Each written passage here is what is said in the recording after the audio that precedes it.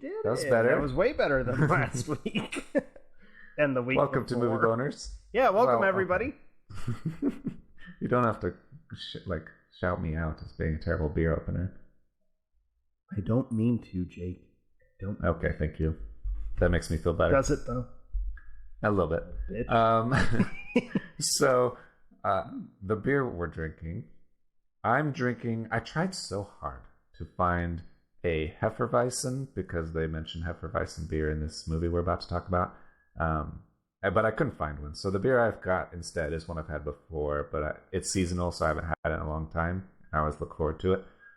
It's Odell Brewing Company's Peach Stand Rambler. It's a blonde ale. All right. It's quite good. All right.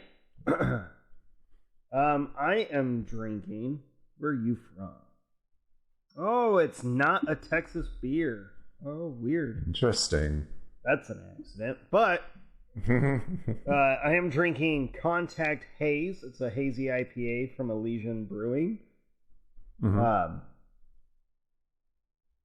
Nice. Oh yeah, isn't Elysian in Oregon? Am I thinking of something? Washington. You were close.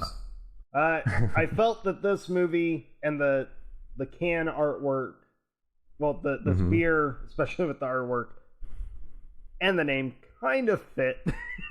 Kind of. Yeah. I'm really reaching for it, but it's hard to find a. You could stretch it to fit. For sure. It's pretty good though. All right. Good. Yeah, mine's good too. Yeah. So thank you, Wandering Lions, for the beer. Yep.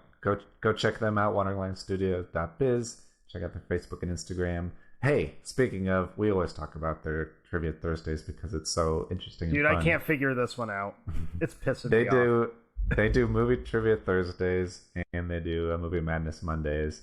And when they did Trivia Thursday this last week, I was like, I don't know what the fuck they're even talking about. I had the same thought of you. I was like, oh fuck, I am clueless. I have no way of figuring this shit out. And you have been so on them about how you're always right except that one time. So I wouldn't put it past them to have found something hard just for you.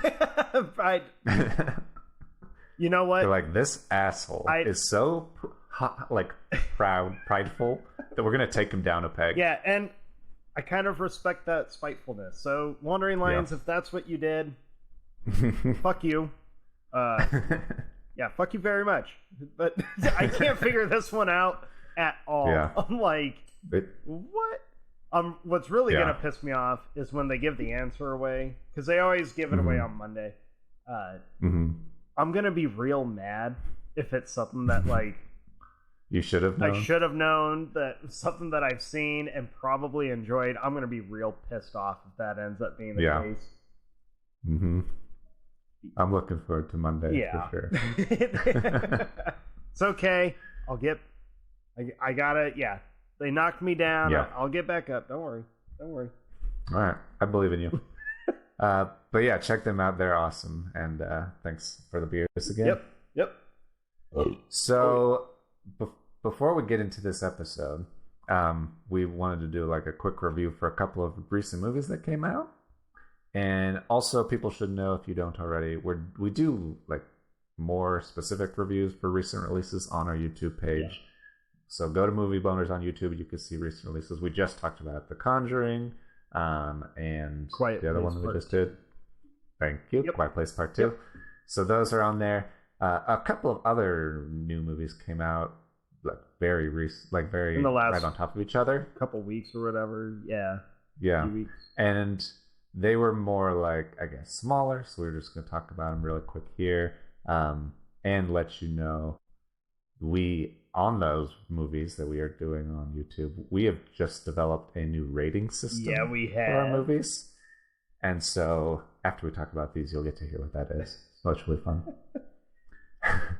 So the two movies are somewhat related. They're written by the same guy, Taylor Sheridan, who I really was excited for these movies, specifically just for him, for that reason. Yeah. And that's because if you haven't heard of him, his very first movie that he wrote was Sicario. Absolutely amazing movie. His second movie that he wrote, Hell or High Water, is like amazing movie. That movie, Hell or High Water, is one of those movies. The more I watch it, the more I love it. I actually think I like Hell or High Water more than I do Sicario. Interesting. It's such a well-written, intense, brutal movie. Yeah. His third movie he wrote, Wind River, he also directed it. It's the first directing, second, I guess, directing movie, but his first big one. And Wind River also cool too. That was intense and amazing. Yeah. And then he wrote the second Sicario also. So those like leading up, I was really like, this guy's amazing. Yeah, I was like, and especially for the first one, Tom Clancy's Without Remorse. If there was a single person that I could think of who has been writing movies, that I would want to write a Tom Clancy movie, it would be the guy who wrote Sicario and Hell or High Water and Wind River. Spoiler. And then I watched Without Remorse and was like, "Yep, what the fuck is this?" Yeah, I don't know about you, but no, you're right. You're absolutely right because you have eyes and saw the same movie I did. Not great. Not a great movie. Nope. I would say very boring. Very boring. For a Tom Clancy based story. Yeah.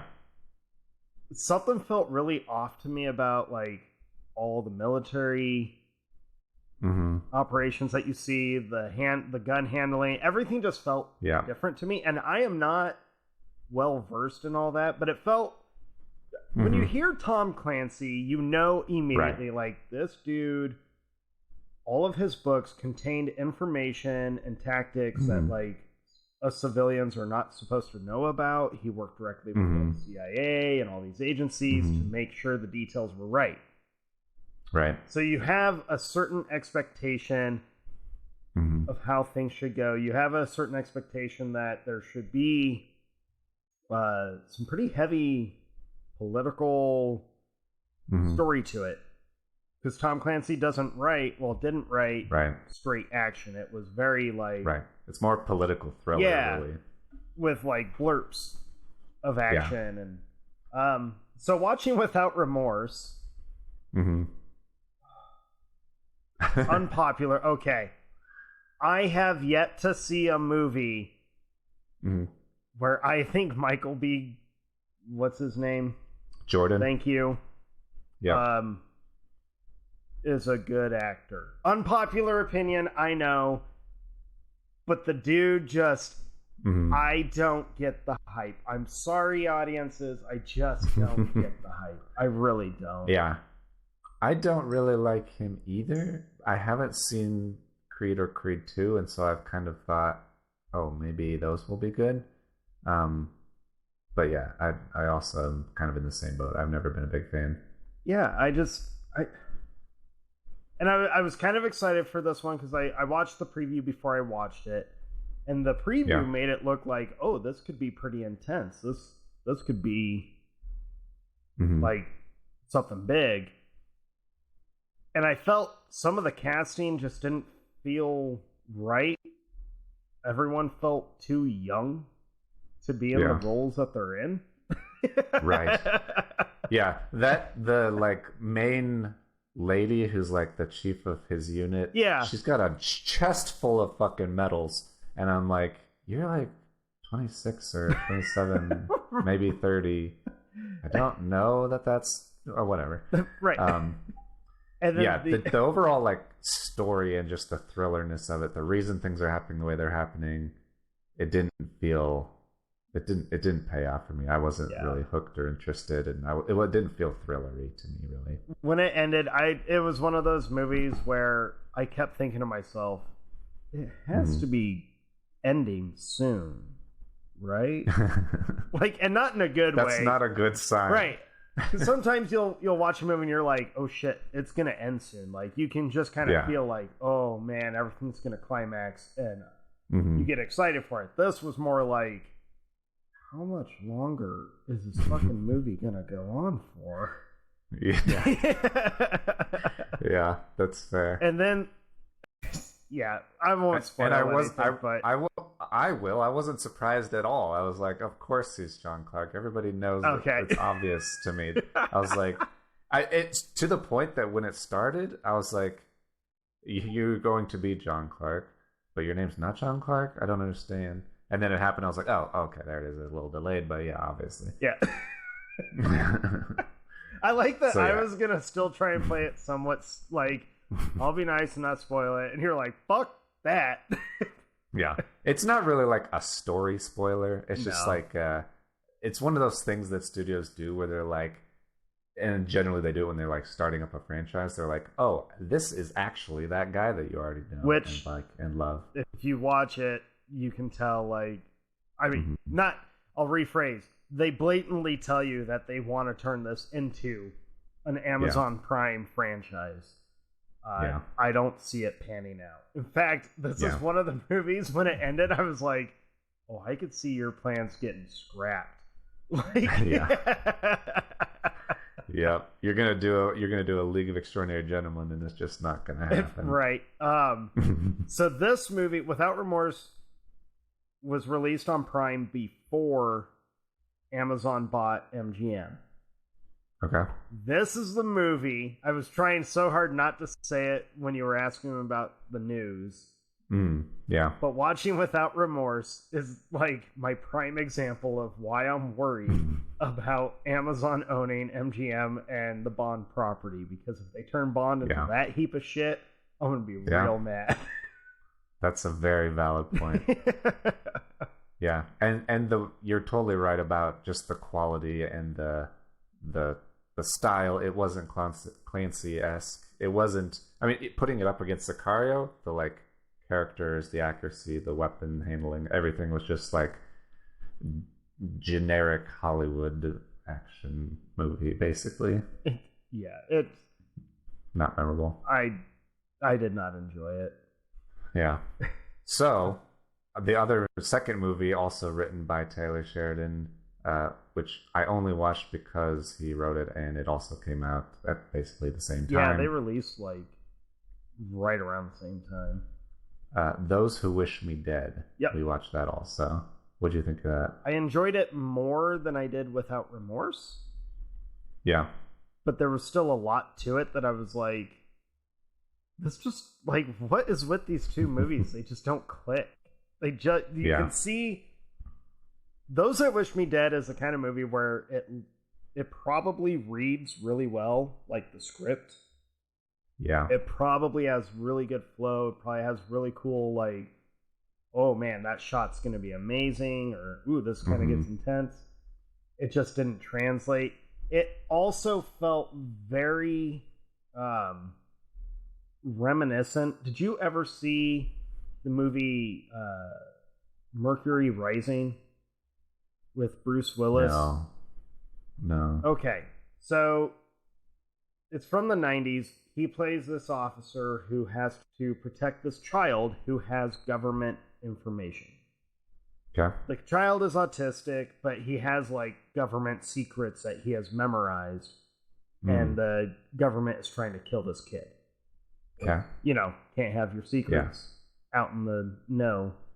Right. So there were a lot of elements during Those That Wish Me Dead where I was like, this just feels like a 2021 version, but with fire instead of like. Yeah. I didn't hate it. I enjoyed it more than Without Remorse, but there was still a lot to it that I was like, okay, this is a pretty predictable movie. I'm pretty positive I know exactly everything that's going to happen. Yeah. Yeah, I feel the same way. It certainly was better, but I didn't like it that much. There were interesting parts. I thought that the actual stuff in the fire was interesting, and it didn't do exactly what I thought, where they would just like be going out, staying ahead of the fire, like they just kind of like go back and forth across the mountain and stay like in the same general area the whole time. Which they're able to cover a lot of ground in a very short amount of time. Yeah, I kind of wish I could. Well, when you're gonna die, you have to. But I've never really been an Angelina Jolie fan. I didn't dislike her in this, but she also didn't totally win me over. Yeah. I do like John Barenthal. I really like Aidan Gilliam, the guy from House. What the fuck is that show? Game of Thrones. Thank you thank you for nothing, I should say. That was a pretty awesome crash and burn right there. Yeah, I really like that guy from House. Or what the fuck was that show? Game of Thrones. I was thinking of like House Burrell and all that kind of stuff, and I got really confused. So yeah. I like the cast for the most part. Mm-hmm. I actually have not been the biggest John Barenthal fan. Yeah.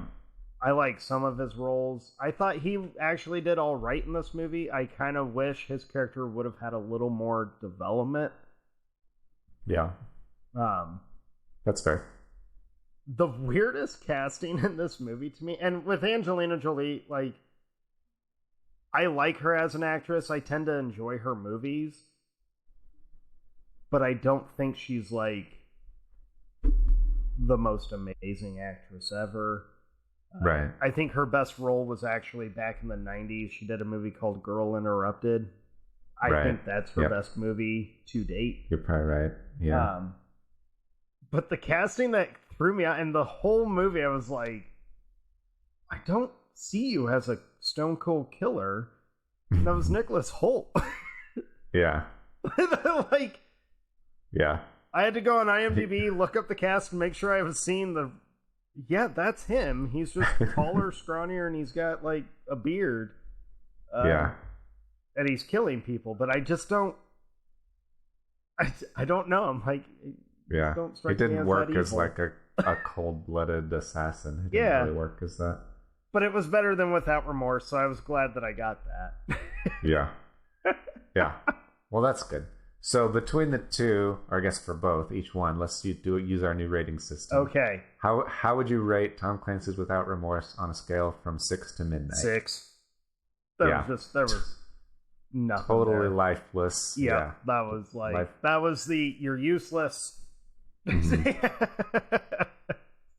Yeah, totally. On a scale of 6 to midnight, how would you rate Those Who Wish Me Dead? I'd give it like a 7 o'clock, maybe. Yeah, a little bit of life, but you're still going to be disappointed by it. Pretty much. Nothing to write home about. Yeah, it was like the. It was basically the whiskey dick of like thriller movies. Perfect. Right? That was pretty good. That is really good. Yeah, I totally agree. That's my rating as well. So yeah, go to our YouTube for other new movie reviews. Be sure to watch our hand gestures when we try to figure out. Yeah, if you're in the audio podcast, we are doing where exactly we feel like on the spectrum it will fall. You want it to be right there. Yeah, right you there. You want full attention. Yeah, that was aggressive, Jake. For those just listening, you should go to YouTube and watch Jake's fight. All the way up there. Losing blood flow to your making that rating brain. Yeah. All right. Thanks to everybody. Thank you, everybody. We're still in the middle of an episode. Oh shit, that's right. Yeah. Let us know what you thought of them, if you bothered to watch them, or if you even realized that they came out. Right. Yeah. So now that we're done with that nonsense, let's get into this, which I feel like is a really good movie. Mm-hmm. And this is your first time seeing it. Mm-hmm. Or this week, you had not seen the movie when I recommended it. And I was like, let's do a full episode about The Endless. Yeah. And you're like, I have not seen The Endless, so why not? Yeah. Of course, that was following you being like, you have not seen The Empty Man. You should watch The Empty Man. And then we'll do The Endless. And I was like, sounds good to me. And then I realized... I didn't tell you that they both have cult themes in them. Cult themes. They are about cults. They're basically about cults. By the way, go listen to our Empty Man episode. It's pretty great. The Endless. Goddamn cult movies. This movie is like... I found myself wanting to just bitch slap the shit out of the younger brother. I just wanted to beat him from his first scene all the way to the end credits. So I just wanted to hit this guy so hard. Yeah. I mean, I agree, but we should probably also say we're going to spoil the Endless. Yes. Yeah. So if you have not seen it yet, go watch The Endless and then come back. Okay. It is the kind of movie I'm very happy you did not tell me really anything about it when I went into it. Yeah. So if you haven't watched The Endless, I would recommend not listening to us right now. I've never watched the trailer. You shouldn't probably, though. You should probably just I would avoid it. the trailer. I would just go find it. It's on Prime for free. I didn't have to rent it. At least it was free at the time I viewed it. Hopefully it still is. It was also on Hoopla, which is like a library thing that you can watch things for free or read books for free. Yeah. I would say this is a great movie to go into completely clueless to what it's about. I think that weighs heavily with what the movie, like how the story goes about, how it develops. I think you get a really good reaction to it if you go into it completely blind. Yeah, I agree. Goddamn movies, though. That brother, I agree with you, but I also think that it did a pretty good job of justifying them going back. Like, they've been living such a shitty life, and he would really he talks a lot about how they don't have real food and they would like to go to a place with real food, but in general, I think he does a good job of justifying we have nothing else going on. Even if it is a cult, they are nice and they feed us. Sorry, I don't know if you can see it. My place might be haunted. My light, I have one light that keeps turning on and off by itself. No, I haven't noticed. Interesting. Before we got into the episode, Dustin told me that the Batman photo behind him fell. So did the Superman photo. Yeah, Batman and Superman. Fell. I was in the other room and I heard a crash and I came out and they were both on the floor. I hung them back up and they've been sitting just fine the rest of the day. But Jake made it would be so awesome if it fell during the episode.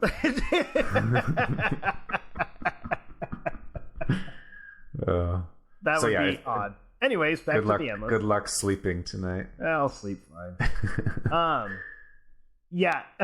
When I say I wanted to hit the younger brother the whole time, that's coming from a perspective of the outside viewer, where we get that privilege of being able to your choices are bad, make better ones.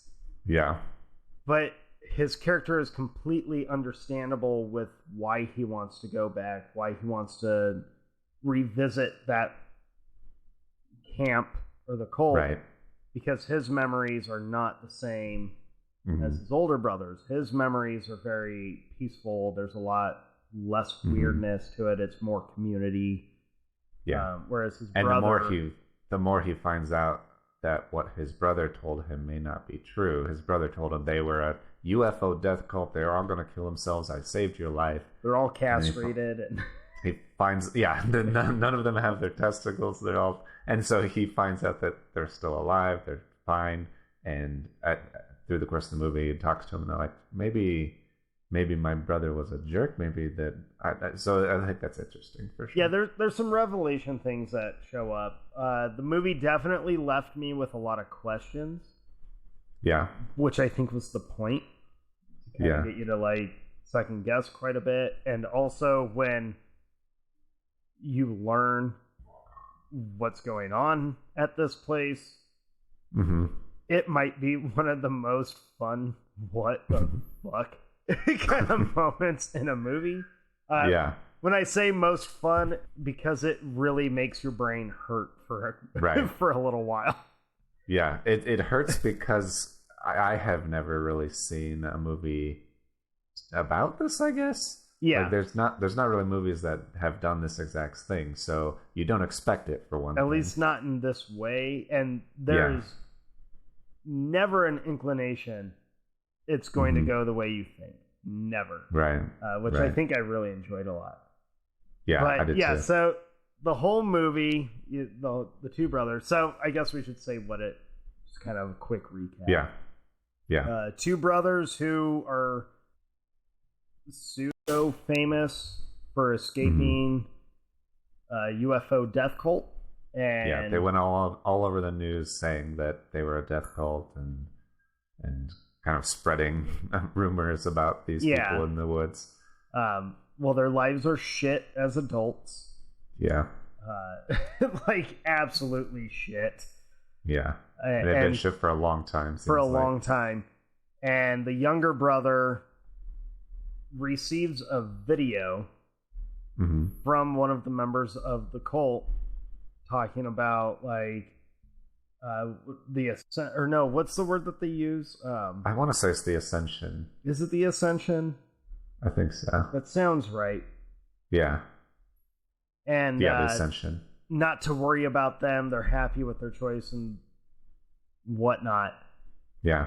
And so the younger brother convinces his older brother to at least go visit for a day, confirm that people are okay, but also just kind of revisit it to get closure. And so they go. And if you're still listening and haven't watched the movie, this is your last chance, essentially, to turn this off, because at this point, all the spoilers come flooding in.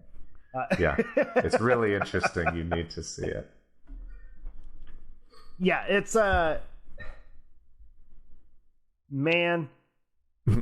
When he convinces his older brother to go, I immediately, like, I'm sitting on the couch watching it, and was just like, you gotta have plot, but god damn it, why? Yeah. Like, cults are bad, folks. Groupthink is not a good thing. Don't do it. I'm like, and then I had just finished The Empty Man, so I was still fresh on, like, god damn it, Jake. And this kicked in, and I was even more like, you motherfucker. Yeah. Even though they're both cult movies, and they certainly are, I feel like they're different overall. Maybe it's because I'm looking past the cult part. But The Endless is certainly, I feel like, more sci-fi, fantasy-ish. And The Empty Man seems to be more thrillery, horror-y, I guess. Yeah. It was so funny. So watching The Endless, I kept thinking, because you have described it as sci-fi since you first told me about it. And the whole time I'm like, how is this fucking sci-fi? There's nothing sci-fi about this. And then the scene where, so they're at the camp, I think it's like their second night there, first or second night, where the leader of the cult takes them out to that area with the rope, and he does the struggle. I think it's the first night. Yeah. That scene, there were a couple moments just in that scene. It's a pretty simple scene. Yeah. But I was like, what? It's your first clue that there's something bigger going on here. Yeah, there's something kind of different. And whether you're going to kind of buy into it or not is your choice, which I thought was a real cool thing that they do for you, where you get the older brother who's very skeptic, very like, nope, this is what they're doing. Yeah. And then you see he's wrong, but the rope is still way up in the air, and you're like, okay, what is going on? Pitch black. Yeah. What's past the rope? And I was like, and the guy you see run off to like hold the rope, they think, when he's like done struggling, he turns around and the guy's like just standing in the crowd with him. Yeah. And they're like, well, if you're here, then who was that? Then who's over there? Yeah. Oh, excuse me. I was like, I was waiting for the older brother to just walk directly, like, to follow the rope. I kind of expected him to, out of spite, to be like, fine, I'll prove to you that it's just the rope. And then it would have been just the rope. Yeah. That didn't happen, and I was like, god damn it, it's going to be another movie. I'm not going to be able to tell, like, kind of figure out where we're going. Yeah. So I didn't try from that point, as far as I remember. But yeah, the rope scene had me very confused. I kept thinking about it, and then the whole, like, relationship between the community and the younger brother versus their relationship to the older brother, I thought was really interesting, and to me it was very much like, well, no wonder the younger brother's memories are so vastly different than the older brothers, because everyone's so inviting and comforting to the younger brother, whereas the older brother, everyone's like, we forgave you, but there's that like chip on their shoulder. So you guys didn't forgive anything. Yeah, they're still kind of abrasive to him, and I guess they treat him more grown up, like the way he talks to the main guy, who is not really the leader, but is just like the guy that talks the most, I guess is what he says. They have very different conversations. Like they have pretty more serious conversations. He goes to his office and there's all kinds of stuff. It's a big like mathematical formula on the wall he's trying to figure out, and so the way that they talk about their past lives and how they remember them and what it was like being there, it's very, very different, which I think is certainly interesting.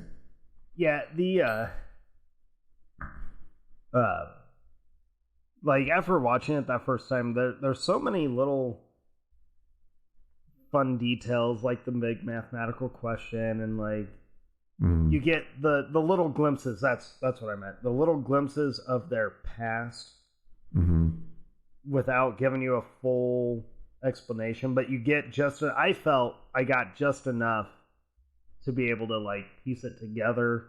With the older brother and the leader ish. I know he calls himself, I'm just the dude that talks the most. He's still kind of the leader. He's the one kind of like orchestrating everything, or at least making sure everyone's going to be where they need to be on Ascension night when the 3 moons show up. That's right, folks, 3 moons.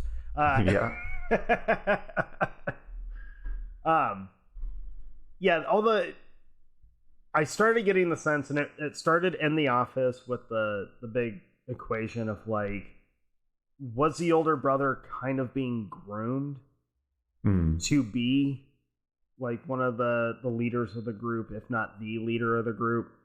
And then when they get in their final, like they finally break and there's an actual argument, people lose their temper, the line gets kind of brought out of like, did you just want to be the leader and it wasn't going your way? To me, I was like, oh man, that changes so much perspective. That shifts quite a bit suddenly to where I'm not so sympathetic with this older brother anymore. Absolutely. That could certainly be the case. He plays it off, but it could be the case where he did want to be the leader and then didn't really see that happening, and so he decided to just leave instead and take his brother with him. And they don't give you the full-blown story of the past, which I do like. You do get enough where I think you can piece it together, but there's a lot of questions that I like they didn't answer. There are some stories, some movies or shows where I feel not worrying about making sure every little answer is given works better than having answered everything. I think The Endless is a great example of that kind of storytelling. And it gives the audience a chance to fill in the gaps, and they can come up with fan theories and things that are even more interesting than the writer could have intended if they said, this is what I meant and this is what the story is. That tends to be more dull. So how did you take the movie more sci-fi? So obviously I focused pretty heavily on the cult aspect and was uncomfortable the entire time they are with the cult, which is the whole movie. It's basically a movie about them being at the cult place. But I feel like it's a sci-fi movie at its core because of the Ascension, what that is, which we'll get into in a little bit, and the anomalies of these loops that people can get stuck in. That's kind of the main thing you end up finding out eventually, is that there are essentially time loops that people get sucked into, whether they're geomagnetic, whatever, time continuums that exist naturally, or if there's this actual being monster, alien, whatever that creates them and controls it, and that is kind of left not completely answered. It leads you in a direction, but you don't really know. But those time loops and the way everything you find out about it is so interesting to me. Yeah. So in my notes, I just kind of gave myself like the bullet points, right? Uh-huh. So one of my notes is the oddities, and then worse than usual cults. When you the fishing scene, so yeah, he gets told, dive down to the bottom of the lake, and you'll get like an answer. Yeah, I'm so glad, and it might actually, and I don't know if it was always the original intent or if it's just budgetary reasons.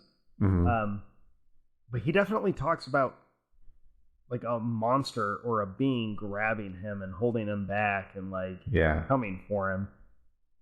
I took it as there is very much some form of alien species that has created these loops, and it is kind of controlling the loops. By the way, we just spoiled the whole ending, but that scene I think hints at it pretty heavily. It could be that it got stuck on seaweed or something. The thing that really puts it over the top of, I think that it certainly has to be an alien or some sort of intelligent thing, is that it takes photographs of people, and you just have photographs fall out of the sky of that exact moment right before you saw it fall out of the sky, of like you looking up or something going on, and that's couldn't be anything natural. That's so weird. Right, and they're Polaroids. So it's almost like our dulled down technology compared to whatever this entity is. It's almost having fun with it. Right. And just kind of like a mockery of it. Because the photos to me and the videos are, since it's all time loops, they're kind of like, oh, look. And maybe I'm looking too deep, but they could be kind of that metaphor of like trapped in time, that's what everything, a photo or these videos, it's snippets of time, and you're stuck in it, and that's what you're doing from now on. So I was so confused with so much of that movie, with all the little things, like all the markers that are on the road, they all look weird and they all change. Yeah. And you're like, what the fuck? Yeah, I think it's a movie that rewards multiple viewings because it starts giving you hints that something is up with time early on, pretty much. Very early on, yeah. I think when they go and see their mom's like grave by the road, there's just like a couple throwaway lines that like, wow, this is really held up. Even though we left it here when we were kids, this is not aged a day, basically. Right. Which is really weird. Well, there's that really weird shot right after that where he's like looking down the road and it's one way. He looks back over here and it's another way, and then he looks over here and it's the same way it was over there. And so it's you're like, okay, something is up. What is going on? Well, and even one of the hints that I caught on, obviously not the first one, but it just kind of stuck with me, was when they got back to the cult.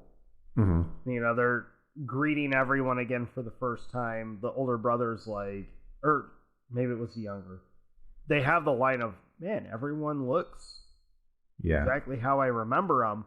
They haven't aged at all. Yeah, and to me, immediately as a viewer, and I'm generalizing, but for me, I was like, you take that line, because you hear it all the time in movies where people see each other again after a while, like, hey, you look just like you did back then, or there's always a joke or some kind of line regarding that.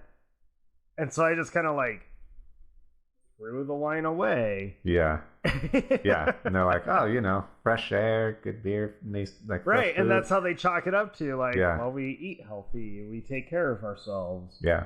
And we brew a shitload of beer. Yeah. And so you don't know until you know that you should be looking out for that kind of stuff. Yeah. The movie is interesting with the whole reveal, aspect, because you learn about the loops, Mm-hmm. and then you actually see the loop kind of in action with what was his name? Carl, the guy that's always like power walking through the camp. Mm-hmm. And then the older brother goes to his tent, and he's hanging there. I was definitely, I verbally reacted to this whole scene. Oh yeah. Not to him hanging there. That you're just like, oh shit. Yeah. But then Carl walks in, and his body continues to hang. Yeah. And I was like, He's what like, hey, the fuck? what are you doing? Yeah. What? Yeah. That's like the first, like, okay, something's definitely going on now. Right. You're like, okay, this is not just a cult. This is not just like that. It's everyone's stuck here. No one can get out no matter what they're doing. And these people, some of the people, majority of the people, the cult, have kind of made peace with that. So they just follow the routines that they've created. They just kind of like rearrange it a little bit as long as everyone shows up when they're supposed to. Yeah. Yeah. And they have kind of the luxury of a longer loop, a longer timeline where they get to enjoy a good amount of time before they have to go to through the reset, which is interesting too. Right. Yeah, and then that same scene with Carl, he like just stands up and walks and disappears in thin air, and then shows up again in a different spot. And there's a lot about that scene where you're like, what the fuck is going on in this movie? The time loops, you don't necessarily get spit out where you would think. Like other times or other movies where you see someone like go into a spot or a time loop, whatever, they come out pretty much right at that same spot. This is like they just kind of pop up somewhere, or it just I like the natural feel of it. The shimmeriness of the loops or the bubbles, I thought that was pretty cool. The meth head gun dealer, and his friend. I'm not gonna lie, this might sound fucked up, but I was like, I could see those guys being Jake and I if we were stuck in this kind of time loop. Yeah. Like, you're just so, like, discouraged, but I guess we're gonna try another way. I guess we're just gonna keep doing this shit. Right. Yeah, it's I mean, you have limited options, and so at least you get to hang out and drink beer or do meth in this case, and and try to get your friend clean. So hopefully next time the loop comes around, he's clean. But yeah, sadly, it never works out like that. Keep attempting suicide and failing, and I would have to be in a really dark place to decide to try suicide by lighting myself on fire, though. That's like one of the worst ways to go. Right, but I took that as they have tried so many other ways. Yeah, absolutely everything. That it's the Groundhog Day kind of mentality, right? Where you're just like, fuck it. I'm probably not going to actually die from this, so... True.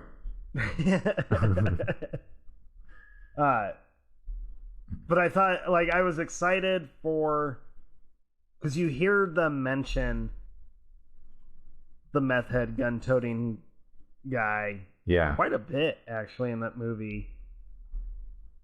And so you're always wondering, like, oh shit, are we going to see him? Because he's been mentioned a few times, so I feel like we have to run into this guy. And then you find out, for a meth head, he kind of looks healthy. Yeah. He kind of... Yeah, certainly. And I like how just open he is about, I got guns. And his friend's like, I'll show you where they are. And just like, no one argues it. No one just, whatever.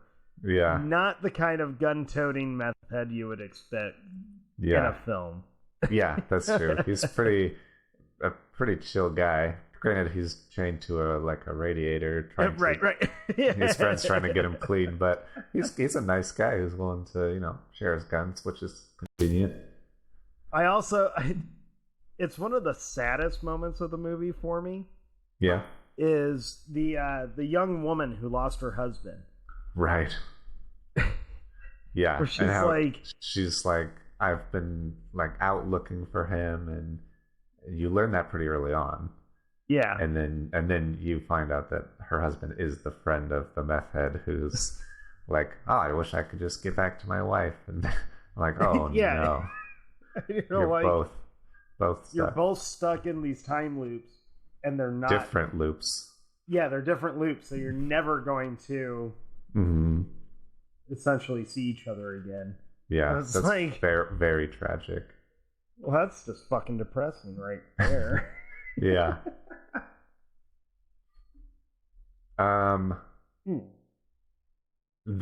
It's not as depressing as that guy in the super shortest loop, though. The guy in that tent, and who is, I think, maybe one of the first people that you find, or that they find, where you just see the clock ticking, yep. resets, ticking, resets, and then you find out there's a guy in that tent, and he just is screaming and he screams and charges at something, and then resets. Yeah, every 3 seconds or something. It's pretty insane. That it ends up being a pretty intense scene, at least to me. Is it's the younger brother that finds him, right? Yeah, because the older brother's going to get the gun. He's looking through the window, and that guy starts to see him, and he's using his time loop to charge at the younger brother. Yeah, those couple times I was like, fuck. That would have scared the shit out of me if that was real. Yeah. This fucker just noticed me. I gotta get out of here. Yeah. And I think it's his first. He hasn't met Carl. The older brother did, and so it's his first introduction to this crazy situation, which is that's a bad start to what you're about to get into.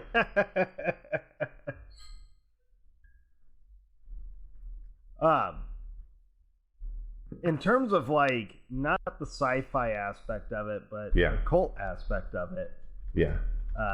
One of the reasons why, I did genuinely love The Endless. I thought it's such a cool movie. It's a very well made, low budget independent film. It deserves a pretty big audience because it's such a unique story. I haven't seen a movie like this one.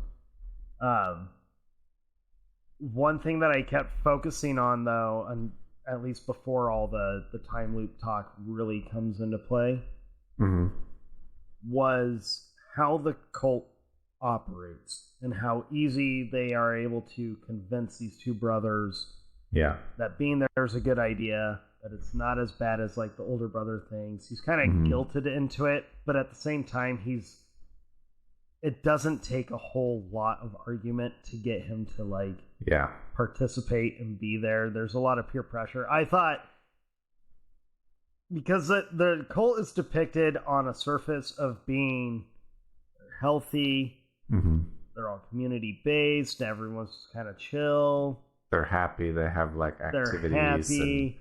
You can be they do whatever you want. Stuff. You can paint, you can hike, you can bike ride. You just have fun all day. Right. So to me, that aspect, I was very weary and kind of hyper focusing on that. Yeah. Especially with the older brother, because he's so anti being there, and then he's so quickly convinced, not to stay. And the younger brother, they use him as that that middleman, they convince him, hey, if we get him, we can get the other one. Yeah. And I thought, I was, like I said, I hyper focused on that. I was like, fuck, man. Without the sci-fi aspect of this, The Endless would have been still a great, intense drama just because of that. But then they throw all the sci-fi stuff and you're like, what the fuck? Yeah, I agree. I think the cult aspect and the way that they entice them and the way they convince them is interesting. I haven't really seen they're certainly the type of people that are more susceptible to being like lured, I guess, for lack of a better term, into that situation because they don't have anything else going on. They have a significantly worse life in the real world, so why not stay? And even to the point when they find out that all the sci-fi stuff is happening, they'll be trapped here literally forever if they stay. Is that such a bad thing? Because they can stay and do whatever they want. These people are nice. They have food. You can use that time. The saddest part to me is like when they realize they have that discussion and they're like, at our real life, we're kind of already stuck in a loop. Every single day is the same and it sucks. Here, every day would be the same, or month or whatever would be the same, but at least it's nicer. And I was like, that's so sad. Obviously, it's hard to think about what forever means. Forever is a long time and you will get sick of it probably, but certainly it is interesting or enticing at that point in their lives, which is pretty sad. Yeah, being in a vulnerable mental state definitely gives you pretty heavy short-sightedness. Yeah. And I think the movie does it, because I had that same thought when they're talking and the older brother's like, fine, I guess we're staying here. Yeah. I was like, stop making poor decisions. Get the fuck out. Right. Right. You should have thrown your brother in the back of your goddamn car after night one, after the rope thing. You should have been like, fuck this, fuck that, bye. Yeah, absolutely. Yeah, I agree. I think it's a really interesting, just on the dramatic relational side, these two brothers, you totally buy that they're brothers. You from the very beginning, I really like, I guess, the opening part when they're living their shitty lives and they're kind of bickering with each other. They're like, did you pick up the car battery? No, I got this car video. Battery. Yeah. And then he like shaves his brother's head while he's like trying to give him a haircut, and then he ends up like in that therapy. What's it called? It's like specifically for their cold deep condition. Well, it was like a it's kind of for PTSD kind of recovery stuff, rehabilitation stuff. Yeah. And so they're talking about their experiences, and he has that dumb haircut the whole time. Yeah. That's funny. I thought, because there are a few instances that make you chuckle. Yeah. And I thought they're really well placed and they make sense. Like the bad haircut makes sense. My favorite one is with Carl. Yeah. After he gets the gun and shoots himself, and the camera's like panned away. You hear the gunshot, and all of a sudden you just hear, "God damn it!" Yeah. And it didn't work. It makes sense, especially for that character, because at first you're kind of weirded out by Carl. Yeah, he's a weird looking acting guy.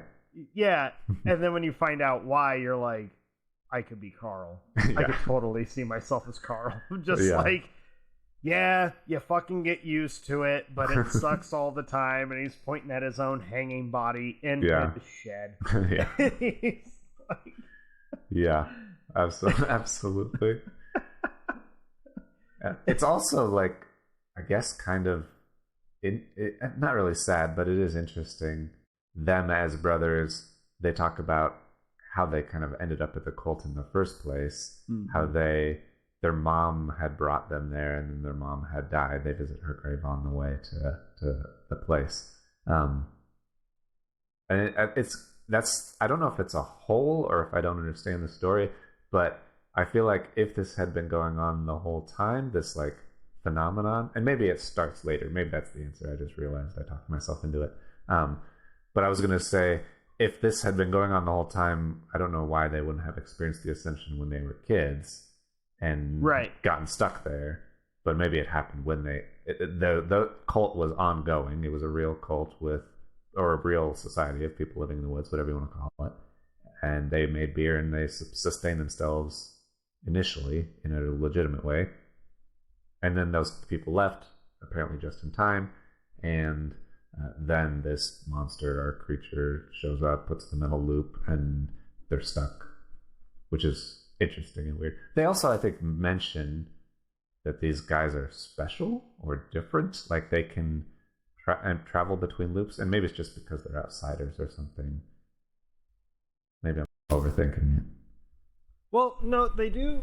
I'm trying to remember how the line goes, but they do kind of.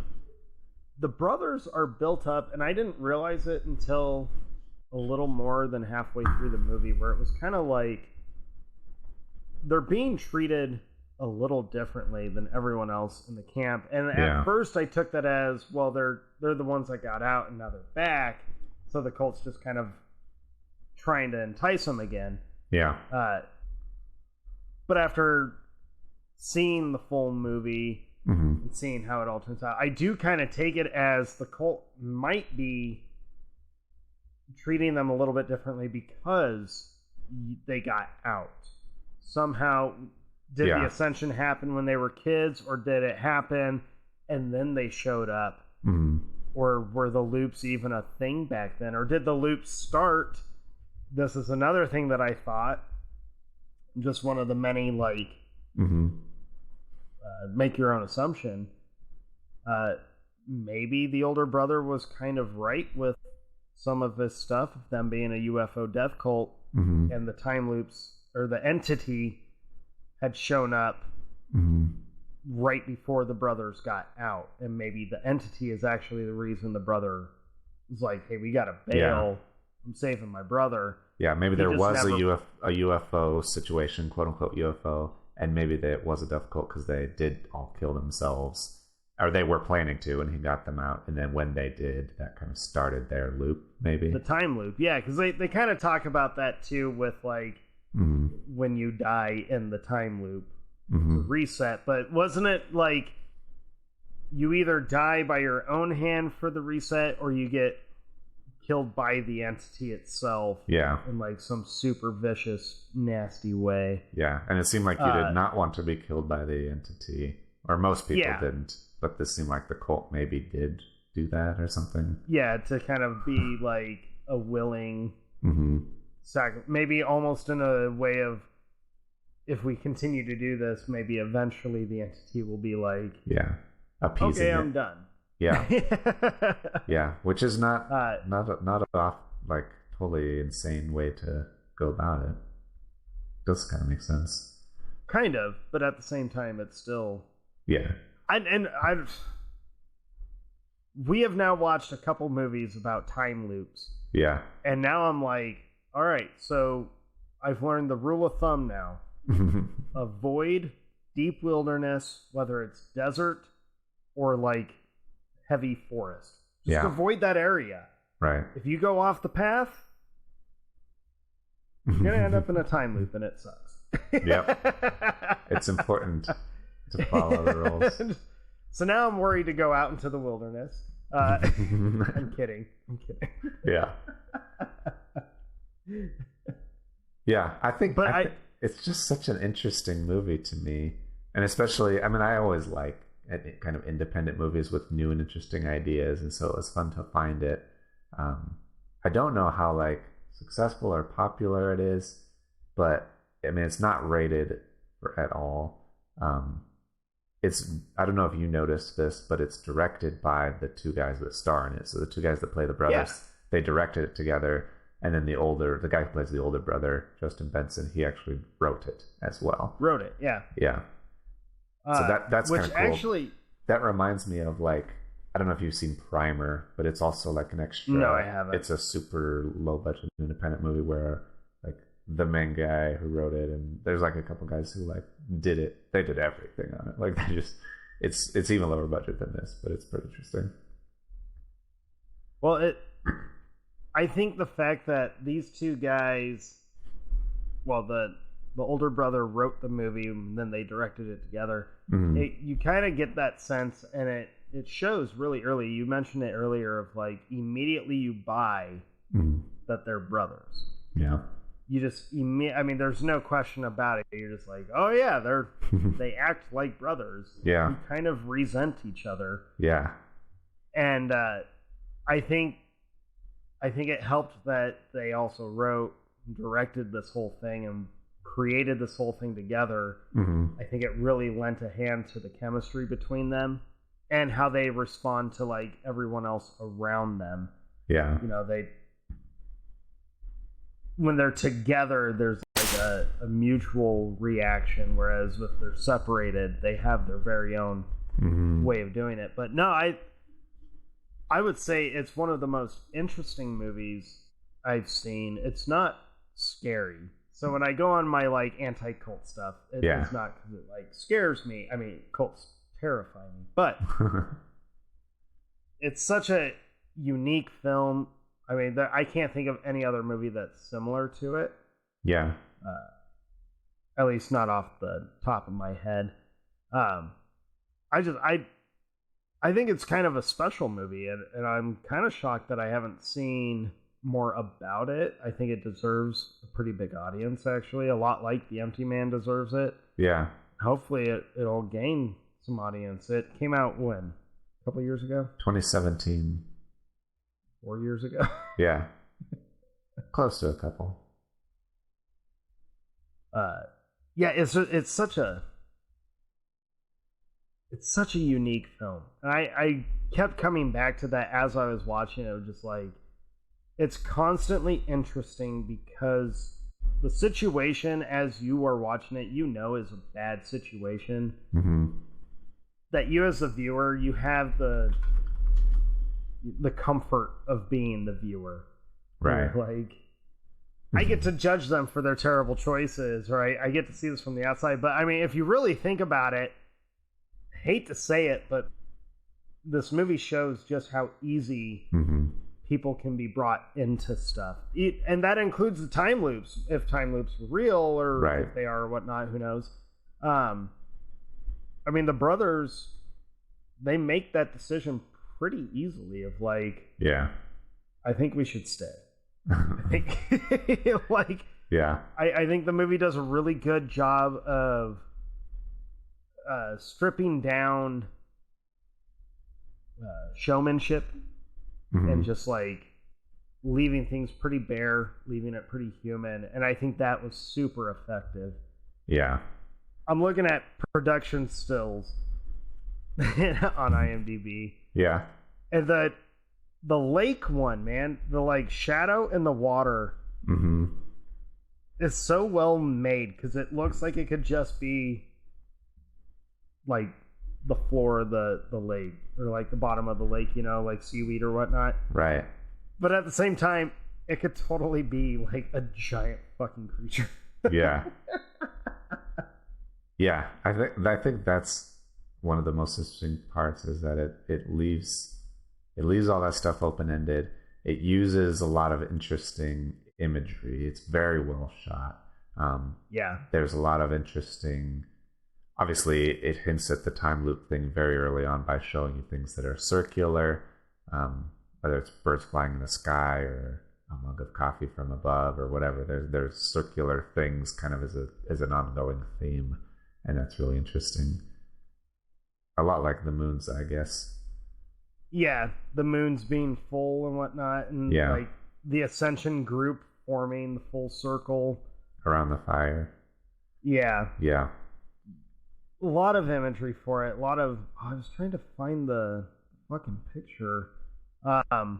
When the brothers finally like reunite and they're walking through and they come across that giant statue. Yes. I was trying to find that still. Yeah. IMDb has a drawing of it that one girl does. This is the one I posted on Instagram for the movie Bonerz Instagram. Yeah. But that statue, it's so fucking weird looking. Yeah. Yeah. Brought it up. So, there you go. There you go, folks. Look at that fucking thing. It's pretty cool. I mean, it's cool. It looks like it could be a face. Yeah, it looks like a lava rock mask of a giant monster or something, even. Yeah, which kind of gives you like a Lovecraftian kind of design to it, almost. Yes, For sure. Which makes me even more excited because H.P. Lovecraft is awesome. Awesome. Go read his stuff. Yeah. Yeah, I think it does. It certainly is influenced or inspired in parts by that, I would say. Yeah, it's just, man, this movie, when it ended, I was like,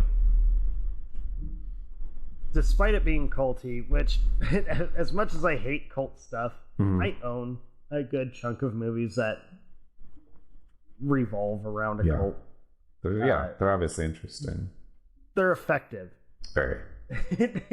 But the movie, it's genuinely like, I really enjoyed The Endless. I thought right from the get-go, I was intrigued. I was invested into trying to figure out where is the story going to go? What the fuck is going on with this cult? Right. Don't drink the Kool-Aid. But I get it if you do. Yeah, exactly. And that's why cults are bad. They're bad because they make sense, is what you're saying. I didn't say they make sense. They're bad because of how easy they make things seem. Right. How, like, polished they're able to do it. And I really think, I said it earlier, you strip away the sci-fi aspect of the time loops, and I think this movie works just as well, and would still leave you with a lot of questions, trying to figure out what's going on. Cults are just effective enough by simplifying the message to make just enough sense to the kinds of people that want it to make sense. Yeah. And you have that across the board. There are people that really want to pay a ton of money to Scientology because they want to like earn this ascension or whatever they call it, but you shouldn't. And everybody else who isn't looking for that, everybody who's not like vulnerable because they're not thinking that way or looking for that thing, it doesn't make any sense why someone would be into cults. You're like, oh, right, that doesn't make any sense to me, but it does to the kind of people that are wanting it or looking for it, and that's scary. It is scary. And then with this movie, when you add the cherry on top of everyone stuck in these kind of spaced out time loops, because they're all like, there's those shots of the different loops, and they're not really connected. They're all in their own little pocket, like domes. You add that, and then to me, what really gave all the characters and this, what is it, Camp Arcadia or whatever? Yep. Isn't that what it's called? Yep. A lot more depth was the piece that they all made with being stuck in the loop. And I think that is probably the most effective thing of this movie to me is, would I be able to make peace with being stuck in that loop? Yeah. Or would I be like the two friends, killing themselves and just kind of trying to like figure it out? Or would you be Carl who just walks around mad all day? Right. Or would himself. I be Carl and just fucking hate everything? Yeah. Who knows? I think it depends a lot on how long you're stuck there. I was actually scrolling through IMDb, and the guy that's like in the tent is credited only as early 1900s man. And so if you're there for 100 years, 200 years in the same 3-second screaming blip, that's awful, and what hell is probably made of. That's the worst thing. That's hell on earth, absolutely. Yeah, to me it also opened up the possibility of that world that these guys created, of like, if there's this one entity with all of these time loops, obviously this can't be the only place. There should be more. Which would mean there's other UFO death cults that are not necessarily UFO death cults, but is this creature doing it in other places, or are there other creatures like this doing that same thing? Yeah, for sure. Which is great for this movie because obviously you're never going to get like a franchise out of it, nor should we. No, it's perfect the way it is, because it does such a great job of like when it ends, your brain is left with imagination, and that's the simplicity of how they made this movie. Yeah, which is an odd way of saying it, but the independent style to make this film, I think, is what gives it so much muscle. Yeah. And credibility, because there was no, I mean, the most like extravagant thing you see are the shimmer visual effects on the domes. There's very limited visual effects, and it's very limited. You could almost pull it off by just like reflecting the light off of a bubble. Yeah, you know. Yeah, for sure. Yeah, there's a lot of interesting practical effects that are very effective. I was just thinking of this scene when, after the brothers had kind of gone on their own 2 separate journeys, and they meet back up at that trailer, and there's like nobody there, and there's a really just that weird thing that happens with the projector, and how the projector like kind of is filming them and playing what just happened, but then it starts playing itself, playing what's just happened. It's like looping itself. Yeah, it does suddenly. that like the repeating. Yeah. Like through a mirror, kind of, I guess. When you stand with a mirror behind you and there's a mirror in front, you see yourself repeating. It's like that. Yeah, and it's very... It just makes you ask questions, but it's very effective. And it's super simple shot and super, like... Very not crazy. It's such a... It was a very fun movie to watch. Oh, man. Good. Okay, this beer is making me burp like fucking... But I'm going to keep drinking it because it tastes good. Yeah. Well, that's good. I'm glad you liked it. I was like... I really did. Recommending 2 movies that I have seen not that long ago and really loved. And I knew there wasn't like enough to them to actually like carry a conversation. So I figured either way, whether you liked it or not, it'd be an interesting thing to talk about. Yeah, no, I you know this, man. When I sit down to watch a movie, 8 out of 10 times, I'm going to enjoy it. Like, I love movies, for the most part. Yeah. Except for without as long as it's not without remorse.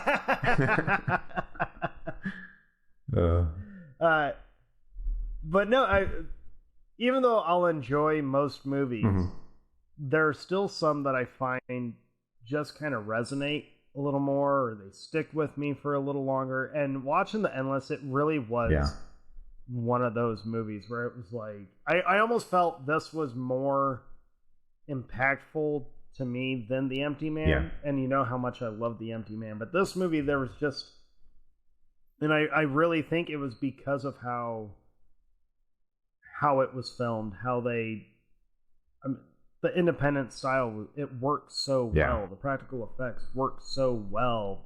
The way they told the story really resonated with me, and I was like, shit, this is so good. Yeah, it's just a great movie that really does stick with you after you've seen it, because part of that's I haven't seen anything like this before, and my mind has just been blown in several ways.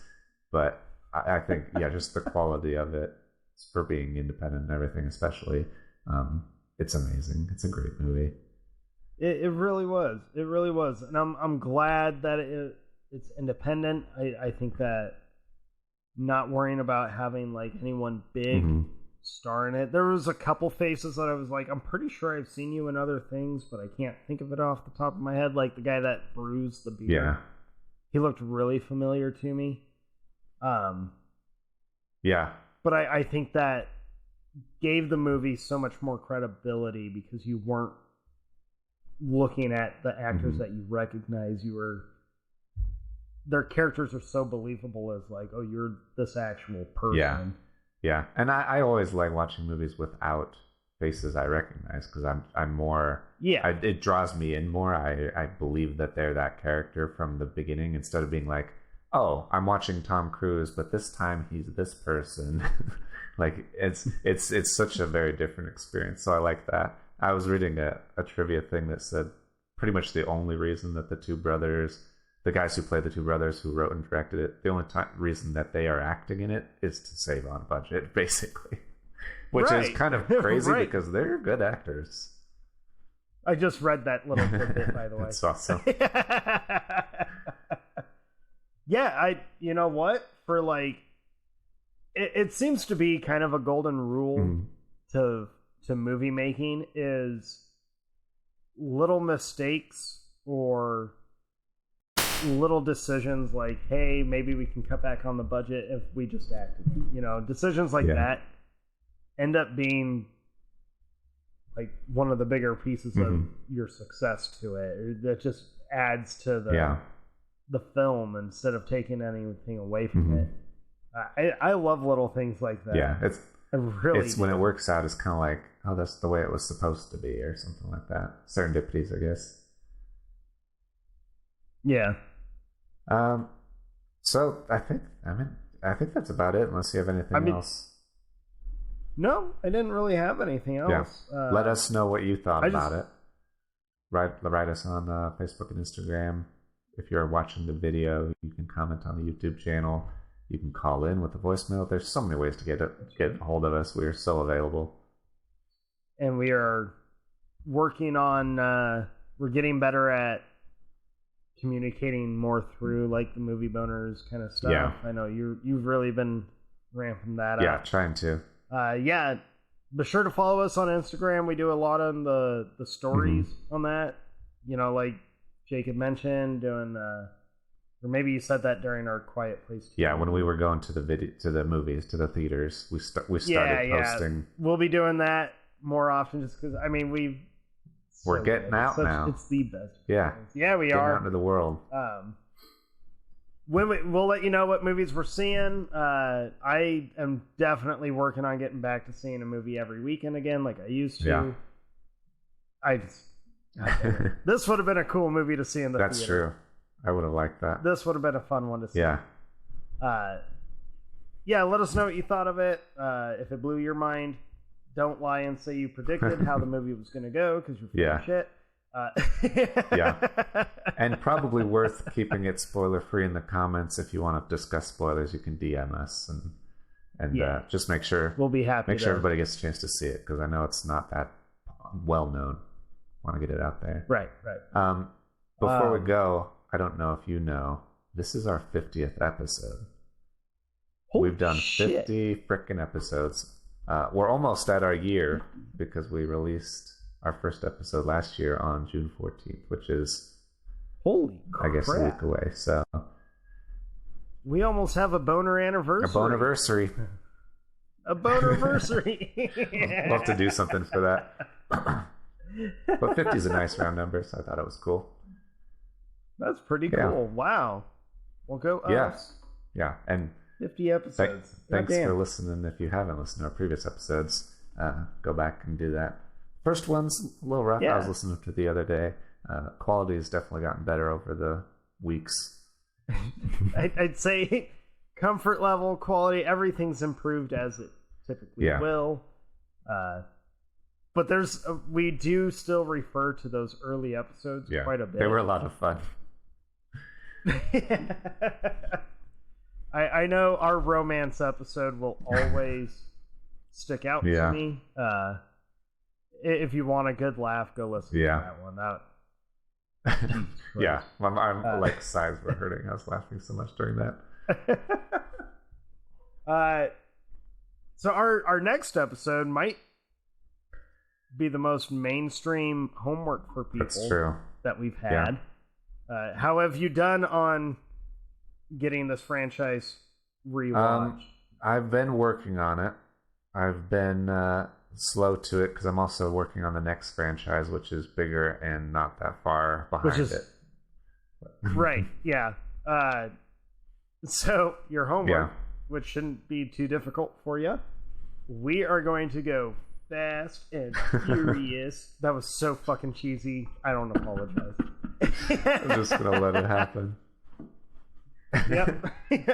We're gonna deep dive into the most bonkers franchise I can think of for several reasons. We'll get into all the reasons. There are several reasons why. Oh my god. Crazy. It is a crazy franchise. So we'll be talking about the first 8 movies, because obviously the 9th one we have not Yeah. seen yet, but we'll review soon. it when it comes out. Yep, I'm definitely going to see it in the theater, just to kind of have to. Rewatching it, I'm like, I'm still baffled. Yeah. How we go from point A to point B in this franchise, but I accept it. Yeah, it starts out so basic and gets so bonkers, and that's kind of why it's great, I guess, which is good. But yeah, we'll be getting into all that, so be sure to rewatch the Fast and Furious franchise, or just rewatch your favorite one. There's 8 of them. Certainly some are better than others, and I'm sure that people have specific ones they like and certain ones they don't like, because it's it's all over the place, so it's hard to really follow. Is. And also, if you want to start getting a head start on, it's not the follow-up to, it's not it's not right one. after, but we were going to do before the Black Widow movie comes out, like July 9th or something, around, which is a month away. First episode of July, we'll be doing the Marvel Universe. Start doing the Marvel Universe. It may take a couple episodes, several. This one's huge. 20-something movies. 24, something like that. 25. Yeah. So there's your next homework piece as well. Get a jump start on it. I've been getting a jump start on it for several weeks, and I still feel like I'm behind. Mostly because new movies are coming out now, and I want to watch those more. But right, and we are not talking like the Agents of S.H.I.E.L.D. stuff. No. We're sticking strictly cinematic universe, because fuck that other stuff. I just don't have the time for it. Yeah. Right. So, but next week should be really. I have a feeling you and I are just going to be laughing a lot. Remember that time that they drove a submarine? Yeah, it's going to be crazy. And I know a lot of people have asked about, we did the whole DC episode. People have been waiting for a Marvel episode. It is coming. It's just going to be massive. Is coming. We were trying to time it with all of this, so I think that's it. That should do it. Easiest piece of homework I think we've given. No one's got to try and search for these obscure films. Now they can be like... There's a little movie you may have heard of. It's called Avengers Endgame. I don't know if you can find it. It's just a little independent film. Nothing big. It's put out by Disney, I think it's called. All right. Whoever the fuck that is. Okay. So watch those. All right, everyone. See you next time. Thank you. Yep.